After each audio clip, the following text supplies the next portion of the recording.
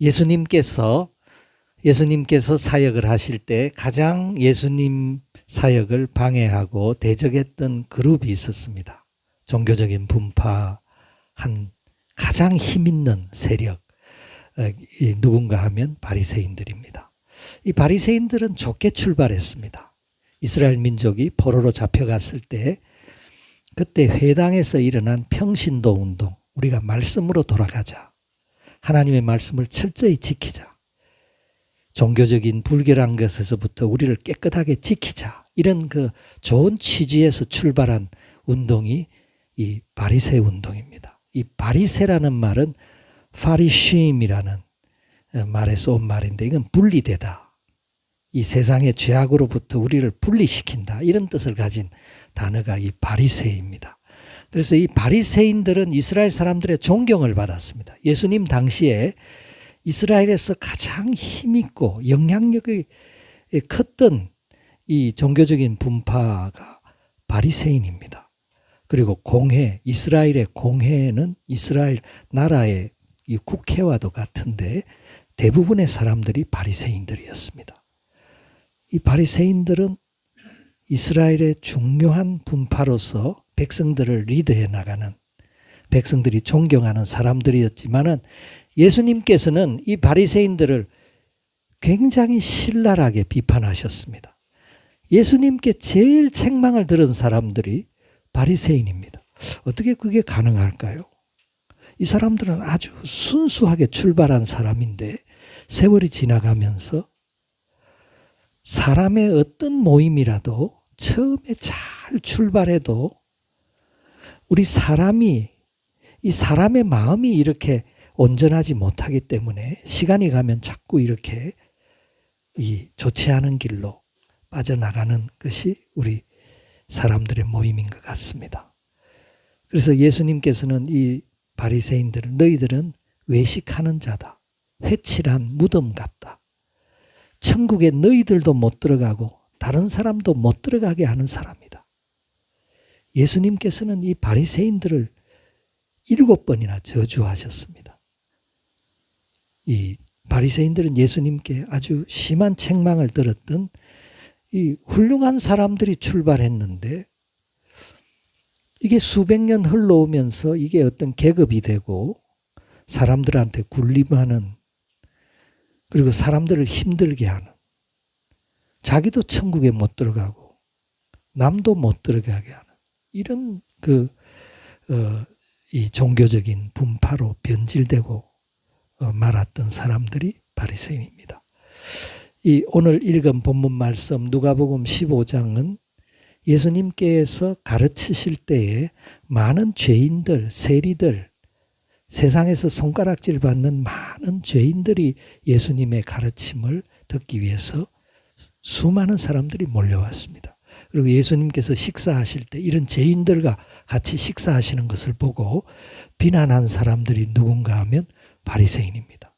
바리새인들은 절대 자기 파에 바리새에 입회하지 않는 사람은 식사를 안 하는 사람입니다. 그래서 예수님께서 파격적으로 죄인들과 식사하고 세리들과 식사하고 이런 모습을 보고 이해를 못하는 겁니다. 그래서 예수님을 정죄하고 손가락질하고 비난하고, 오늘 말씀은 이 탕자의 비유의 그 말씀은 바리새인들이 들으라고 하신 말씀입니다. 오늘 이야기는 어떤 이야기입니까? 바리새인들에게 주신 말씀인데, 그들이 깨달으라고 주신 말씀인데, 예수님의 말씀을 잠깐만 설명해 드리겠습니다. 어떤 사람에게 두 아들이 있었습니다. 이 두 아들의 성격이 너무 다릅니다. 큰 아들은 착실합니다. 둘째 아들은 속을 썩이는 아들입니다. 아주 사고뭉치 아들입니다. 아니나 다를까 이 둘째 아들이 아버지에게 당돌하게 요구를 합니다. 내 유산을 미리 주십시오. 내 분깃을 달라고 요구를 합니다. 이때 이 둘째 아들이 받았던 유산의 그 분량은 아버지 재산의 한 9분의 1 정도를 받았을 거라고 합니다. 왜냐하면 아들이 둘이 있을 때 큰 아들은 원래 다른 아들들의 2배를 그 상속을 하게 됩니다. 작은 아들은 큰 아들의 절반을 상속을 합니다. 근데 아버지가 살아있을 때 유산을 달라고 하는 경우는 극히 드문데, 아버지가 살아있을 때 유산을 달라는 거 했을 때는 자기 몫의 또 3분의 1밖에를 못 받습니다. 아버지가 살아있기 때문에. 그래서 한 9분의 1 정도, 아버지 재산의 9분의 1. 아버지가 워낙 큰 부자이기 때문에 그 9분의 1도 엄청난 분량이 되었을 것 같습니다. 아버지가 고민을 하시다가 이 작은 아들에게 유산을 물려주게 됩니다. 그랬더니 이 작은 아들은 희색이 만연해서 받자마자 그것을 헐값에 처분을 하고 돈으로 모읍니다. 그래서 오늘 말씀, 오늘 13절에 보면 모아가지고라는 말이 있습니다. 모아가지고. 그 모아가지고라는 말 앞에 보면 재물을 모아가지고 이렇게 나오는데, 우리말 성경은 원어 성경에는 앞에 재물이라는 말이 나오지 않습니다. 그냥 다 모아가지고 동산, 부동산, 재물, 자기가 소중하게 여기는 모든 것, 모든 기억과 모든 것을 다 모아가지고 멀리 아버지가 안 계신 곳으로, 아버지 간섭을 받기 싫어했던 것 같습니다. 그래서 멀리 이 둘째 아들이 모든 것을 모아가지고 떠나가서 어떻게 살았겠습니까? 허랑방탕했다. 이 허랑방탕이라는 말은 무절제라는 말입니다. 아무 절제함이 없이 그동안 아버지 밑에서 뭐 하고 싶은 것도 눈치 보느라고 못했는데 이제 뭐 자기 세상이 되었죠. 재산은 다 받았죠. 아무도 없죠. 자기 살고 싶은 대도시에 가서 허랑방탕, 아무 절제함이 없이 그냥 낭비했다 하는 단어가 있죠. 낭비. 13절에 이 낭비라는 이 단어는 공중에 흩뿌리다 하는 말입니다. 돈을 이렇게 공중에 흩뿌리는 사람들이 있습니다. 돈 잘 쓰는 사람이 있습니다.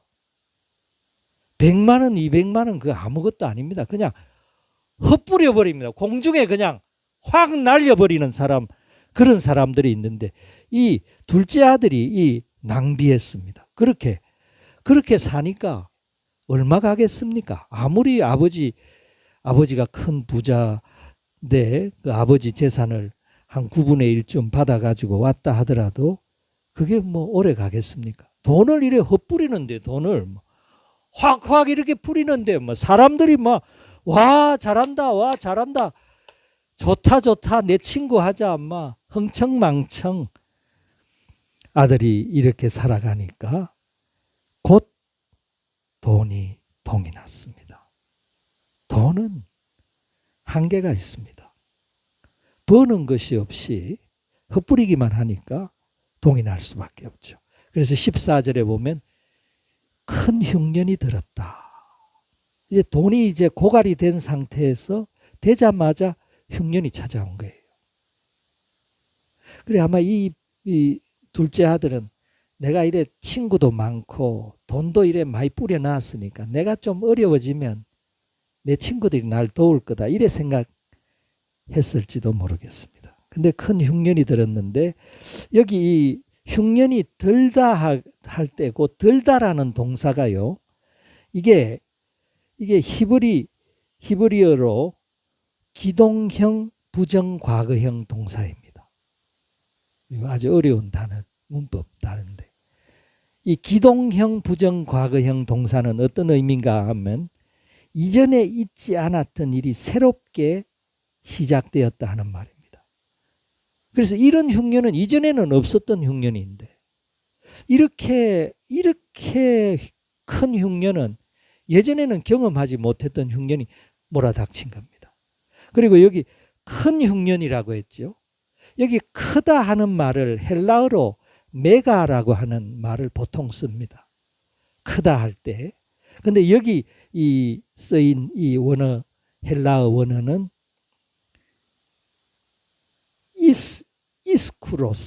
이스쿠로스라는 이 동사, 이 형용사는 하나님의 능력을 나타낼 때 쓰는 형용사입니다. 그래서 이 큰 흉년은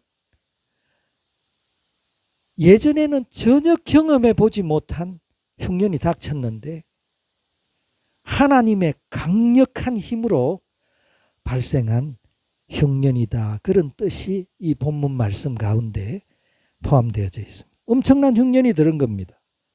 그러니까 이 둘째 아들, 이 고생을 안 해본 아들이죠. 손이 고운, 손에 굳은 살도 하나 없이 곱게 자란 이 둘째 아들이 이런 비참한 이제 형편이 되었습니다. 아무도 도와줄 사람이 없습니다. 그래서 그 마을 사람 중에 한 사람에게 붙여 살았다. 그게 15절에 있죠. 붙여 살았다. 이 붙여 살았다는 이 단어는 악교로 붙이다 하는 말입니다. 풀로 이렇게 붙이는 것처럼 완전히 밀착시키는 것을 의미합니다. 이 둘째 아들이 그 마을 사람 중에 한 사람에게 붙여 살지 않으면 이제는 생존할 수 없는 상황이 되었습니다. 나 좀 살려주게. 난 당신만 믿네. 이렇게 하는데 이 마을 사람이 어떤 사람입니까? 예전에는 좋아했죠. 와, 난 네 친구다. 네가 어려울 때 난 뭐든지 하겠다. 그렇게 공언했던 이 친구가요. 이 친구가 어떻게 하고 있습니까? 이 친구가 이 15절, 16절에 보면 아주 냉정합니다. 태도가 아주 급변합니다. 그리고 인정사정 없이 그를 대합니다. 아주 천한 일을 시킵니다. 돼지 치는 일을 시킵니다. 먹을 것도 주지 않고. 이 돼지들이 먹는 음식이 있는데 쥐엄열매라는 게 있습니다. 쥐엄열매 한번 띄워주시죠. 쥐엄열매가 이래 생겼습니다. 쥐엄열매가요. 이 꼬투리 안에 이 열매, 이 씨앗 같은 게 이래 삐쭉삐쭉한데 그 안에 이렇게 이 씨 안에 있는 그 씨를 이렇게 깨물어서 먹으면 그 안에 이래 달짝지근한 그 먹는 것이 돼지들이 좋아한다고 합니다. 사람도 이걸 먹을 것이 없으면 이걸 먹는데 이거 많이 먹으면 배탈을 합니다. 이 지엄열매라도 좀 주면 좋은데 지엄열매도 없는 겁니다. 그래서 굶주리다가 이 둘째 아들이 정신이 번쩍 들었습니다. 여기 오늘 17절 말씀에 스스로 돌이켜라는 말이 있습니다. 이 스스로 돌이켜라는 말은 정신이 돌아왔다 하는 뜻입니다. 그동안에 정신이 나갔습니다. 정신이 한 500년쯤 나간 것 같아요. 이렇게 사람이 미친 사람입니다. 그 좋은 거 다 박차고 이 고생을 하고 있으니 정신 나간 사람 아닙니까? 세상에는 정신 나간 사람으로 가득 차 있습니다. 하나님을 떠난 사람들은 다 정신 나간 사람입니다. 이 둘째 아들이 정신이 번쩍 든 겁니다. 내가 정신이 나갔구나. 내 신세가 왜 이렇게 되었나? 왕자같이 살았던 몸인데 내가 이 돼지 우리에 들어가서 돼지하고 이 지엄열매 가지고 먹는 것 가지고 싸우는 이런 짐승 같은 존재로 떨어졌으니까 이제야 정신이 든 겁니다. 정신이 번쩍 든 겁니다. 그래서 이 아들이 이거 어떡하나? 내 아버지 집에는 종들도 얼마나 풍족하게 먹는가? 내가 아버지 집에 있으면 이 고생은 안 할 텐데 돌아갈까? 안 돼. 네 모습이 지금 거지 행색으로 아버지께 돌아간다고. 아니야. 여기서 죽자. 그냥 앓다가 죽자. 아니야. 그래도 아버지한테 한번 빌어보자. 아버지, 나 정말 잘못했어요. 아버지, 나 용서해 주세요. 아버지가 혹시 받아줄지도 몰라. 아버지한테로 돌아가자. 이 돌아가는데 이게 정말 선한 결정입니다. 어떤 사람들은요, 죽어도 못 돌아가는 사람이 있습니다. 내 이 몰골로 나는 죽어도 못 돌아간다. 어리석은 결정입니다. 아버지께로 돌아가야 합니다. 아버지를 떠나는 것은 비극의 시작입니다. 이 세상 내 육신의 아버지를 떠나는 것은 조금 슬픈 일이 벌어진 수밖에 없습니다.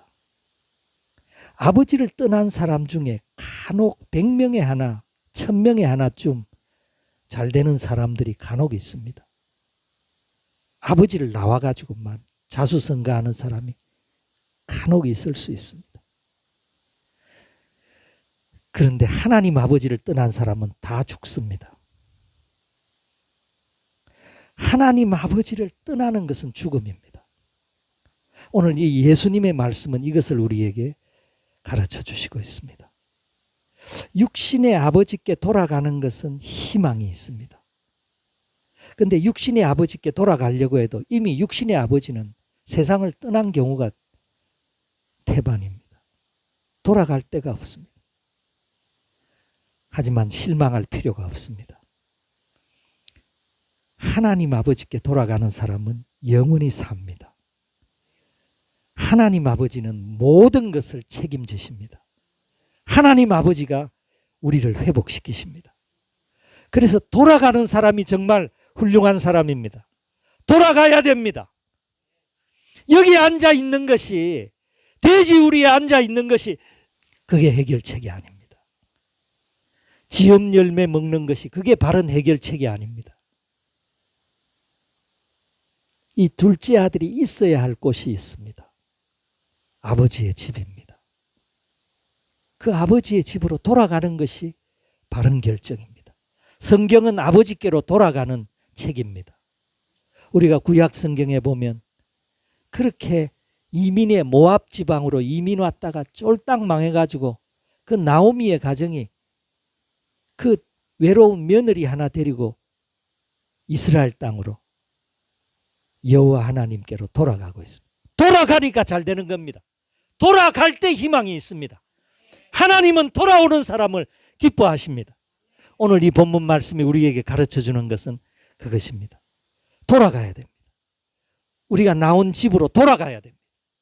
우리를 사랑하시는 아버지께로 돌아가야 됩니다. 하나님 아버지께로 돌아가야 됩니다. 그때 희망이 있습니다. 그래서 이 둘째 아들이 그 무거운 발걸음을 떼고 있습니다. 아버지께로 발걸음을 향하고 있습니다. 우리가 아버지께로 1m를 다갔으면 하나님은 우리에게 100m를 달려오십니다. 우리가 하나님 앞으로 돌아서는 순간 하나님은 우리를 영접하시고 마중하시기 위해서 달려오시기 시작하십니다. 그래서 20절 말씀해 보시면 이 아들은 발걸음이 천근만근입니다. 아버지를 내가 무슨 면목으로 아버지를 본다는 말이냐. 이 몰골로 아버지를 어떻게 만난다는 말이냐. 아이고, 내가 참 정신이 나갔지. 아마 이런 속도로 걸었을 겁니다. 근데 그 아들을 멀리서 100m, 200m 멀리서 발견하고 달려오는 사람이 있습니다. 여기 달려오는 사람이 있습니다. 여기 노인이 달려오고 있습니다. 노인은 아마 신발을 신지도 않고 아마 달려왔을 겁니다.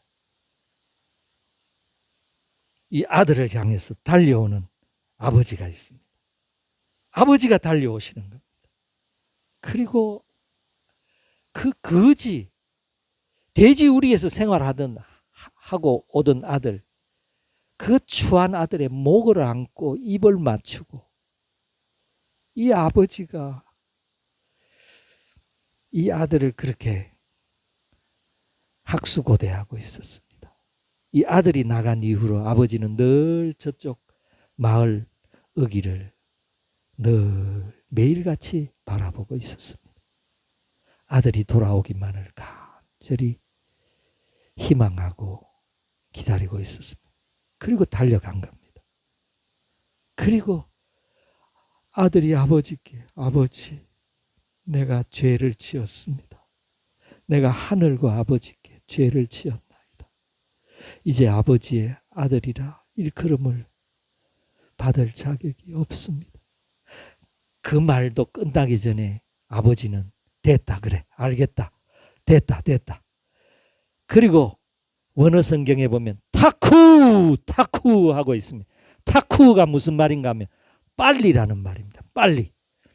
오늘 여기 우리말 성경에 22절에 보면 이 타쿠가 생략이 되어져 있습니다. 우리말 성경에 간혹 이런 중요한 단어를 생략해서 번역을 해놓는 경우가 있습니다. 타쿠! 종들을 향해서 빨리 좋은 옷을 입혀라. 빨리 좋은 옷을 입히고 가락지를 끼우고 신을 신기고 살진 송아지를 잡아라. 23절에 살진 송아지라는 말이 나오죠. 이 살진 송아지 그 앞에는 정관사가 붙여 있습니다. 정관사. 영어로 말하면 더라고 하는 정관. 그러니까 이 살진 송아지는 그 송아지입니다. 이 부잣집에는요, 잔치용으로 키우는 송아지가 있는 모양입니다. 그래서 잘 먹입니다. 포동포동하게 아주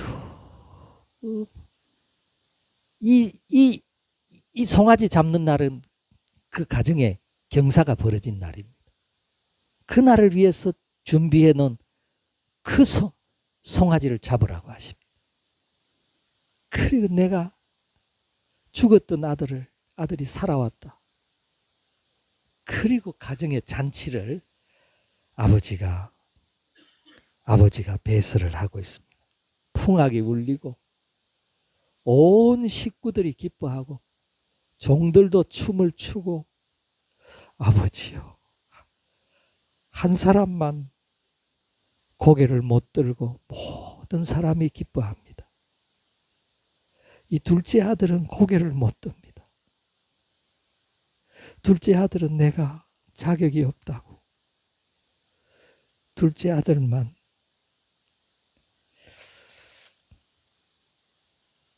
애통해하고 모든 사람이 기뻐하고 있습니다. 그때 이제 맏아들이 돌아온 겁니다. 맏아들. 이 맏아들 착실한 아들이죠. 아주 착실한 아들입니다. 모범생 아들입니다. 밭에 나갔다가 들어오니까 집에서 풍악 소리가 울리길래 하인을 만나가지고 묻습니다. 이게 뭐냐? 무슨 일이냐? 무슨 일인데 이런 음악 소리가 들리느냐? 그랬더니 하인이 당신의 동생이 돌아왔어. 당신의 아버지가 당신의 동생이 건강하게 돌아온 것을 아시고 이 잔치를 열었다오. 살진 송아지를 잡았다. 맏아들의 얼굴이 분노로 차오르기 시작했습니다. 맏아들의 얼굴이 붉어지고 흥분하면서 이럴 수가 있느냐? 이럴 수가 있느냐? 집 안으로 들어가려고 하지를 않습니다. 하인 중에 한 사람이 아버지에게 이 사실을 알렸습니다. 아버지가 밖으로 나오셨습니다. 아들아, 네 동생이 돌아왔다. 아버지, 이럴 수가 있습니까? 내가 당신을 아무런 명령에 어김이 없이 이렇게 섬겨도 나에게는 염소 새끼 한 마리도 잡아주지 않더니 아버지의 살림을 더러운 사람들하고 놀아난 살림을 낭비한 이 아들이 돌아오매 살찐 송아지를 잡으셨나이다. 오늘 이 아들의 이 흥분하는 말, 이 30절에 보면 이 아들이라고 표현하고 있습니다. 근데 이 원어 성경에 보면 더 심한 표현입니다. 원어 성경에는 호 휘오스, 호 휘오스, 수 후토스. 이게 무슨 말인가 하면 이 당신의 아들이 돌아오매, 아버지의 아들을 향해서 이 당신의 아들이 돌아오매 당신이 살찐 송아지를 잡았다고 그렇게 말하고 있습니다. 당신의 아들, 당신이 문제라고, 당신이 잘못하고 있다고, 당신 때문에 이렇게 되었다고, 당신에게, 아버지에게, 아버지를 향해서 정죄하고 있습니다. 당신이 잘못하고 있다. 왜 나한테는 정당하게 대우해 주지 않느냐고, 왜 나는 염소 새끼 한 마리도 안 주느냐고, 당신의 살림을 이렇게 낭비한 아들이 왔는데 살찐 송아지를 잡았다고요? 당신의 이 아들을 위해서 송아지를 잡았다고요? 이 아들의 분기가 탱천하고 있습니다. 분기가 하늘을 찌르고 있습니다. 이 아들이 화내는 것이 합당합니까? 이 아들이 화낼 만도 하지요, 목사님. 물론 뭐 어떻게 보면 이 아들의 말도 맞는 면이 있죠. 그런데 이 아들이 아버지를 잘 섬겼겠습니까? 아버지의 마음하고는 멀어도 너무 멀리 떨어져 있는 아들입니다. 아버지처럼 생각하지 않습니다. 아버지가 뭘 생각하는지를 전혀 고려하지 않습니다. 아버지의 관심이 무엇인지 관심이 없습니다. 이 아들에게는 오직 재산에 대한 욕심만이 가득 차 있습니다. 그래서 아버지께서 이 아들에게 이렇게 얘기합니다. 오늘 말씀 마지막 절에 보면, 얘야, 너는 나와 함께 같이 있으니 내가 가진 것 다 네 거다. 이 동생이 돌아왔다고 해서 너 손해보는 것 없어, 이런 뜻입니다. 너 나하고 매일 같이 먹고, 같은 상에서 먹고 마시고 같은 집에 살고, 넌 내가 가진 모든 건 네 거다. 네 거야. 그리고 이 네 동생은 죽었다가 살아나왔어. 내가 잃었다가 찾았는데 잔치하는 것이 마땅한 거야. 이렇게 하고 딱 오늘 예수님의 말씀은 마쳤습니다. 여러분은 이 뒤에 일이 어떻게 전개되었을 것 같습니까? 이 큰아들이 곰곰이 생각하다가, 아버지 맞네요. 아버지, 제가 잘못 생각했습니다. 제가 동생을 맞이할게요. 아버지 말씀대로 할게요. 동생아, 고생했다. 동생아, 이리 와라. 고생했다. 이제는 같이 마음을 모아가지고 이 가정을 잘 세워보자. 동생아, 사랑한다. 너 고생했다. 그렇게 했을 가능성이 하나 있습니다. 또 하나의 가능성은, 아버지, 나는 한 지붕 아래 저 자식하고는 못 삽니다. 아버지, 내 재산을 주세요. 이제는 내가 나가겠습니다. 아버지, 내 재산을 나눠주세요. 나는 못 삽니다. 저 자식하고는 한 지붕 밑에 절대 못 삽니다. 이렇게 했을 가능성이 또 하나 있습니다. 여러분은 이 두 가능성 중에 어떤 가능성이 많은 것 같습니까? 네, 첫 번째라고요? 아니요, 나는 두 번째라고요? 둘 다 가능성이 있습니다. 예수님 그 뒤에는 언급을 안 하셨습니다. 그런데 이 당시에 바리새인들의 성향을 봐서는 둘째였을 가능성이 많습니다. 대부분의 바리새인들이 예수님을 대적했습니다. 예수님을 십자가에 못 박은 그 주동자들이 누굽니까? 바리새인입니다. 예수님을 가장 많이 대적하고 힘들게 했던 사람들이 누굽니까? 바리새인들입니다. 교만합니다. 자기들은 철저하게 율법 지킨다고 하면서 얼마나 예수님을 힘들게 했는지 모릅니다. 교만한 사람들입니다.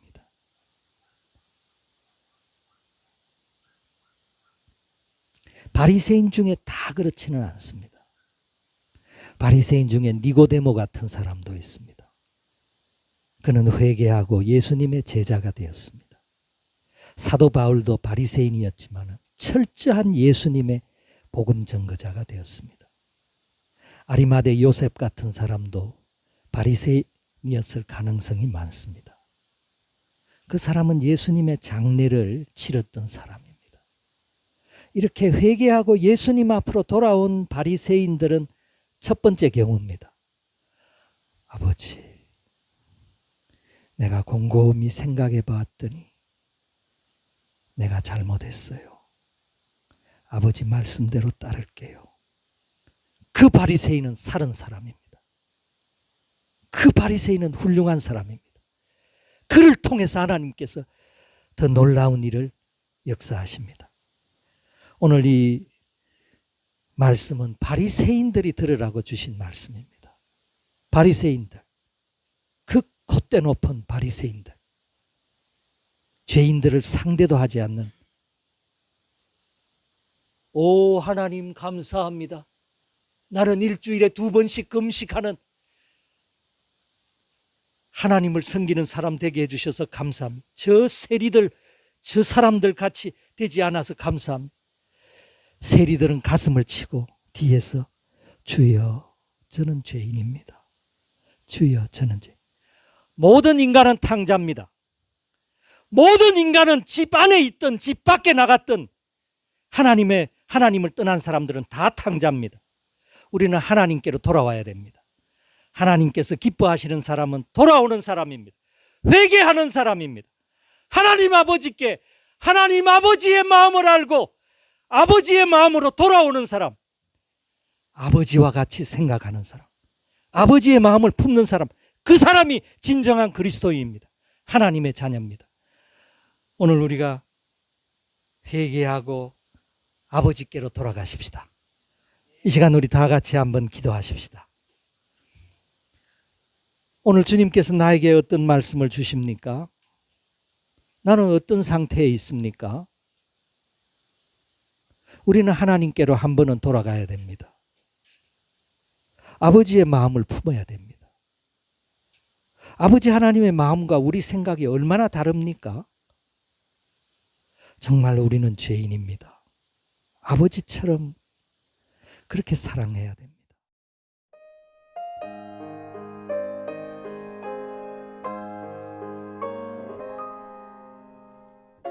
까치발 김정호.